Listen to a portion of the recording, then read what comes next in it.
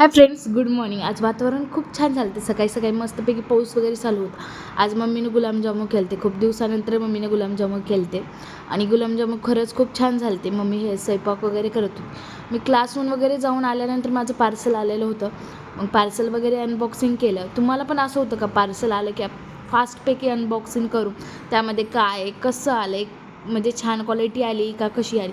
आणि हे मी jewellery pouch मागवले होते आणि खरंच हे खूप छान आलेलं आहे. आपली ज्वेलरी डब्यात ठेवण्यापेक्षा पाऊचमध्ये ठेवली की व्यवस्थित राहते आणि म्हणजे डॅमेज पण होत नाही. त्यासाठी मी मागवलं आणि माझं पार्सल आलं. समजा काही पण असो, मी लगेच ते अरेंजमेंट करून ठेवते, कारण की मला लगेच ते घाई असते, कधी मी ठेवणार कधी नाही. मग सर्व मी माझ्या ज्वेलरीज काढून पाऊचमध्ये व्यवस्थित पैकी ठेवल्या.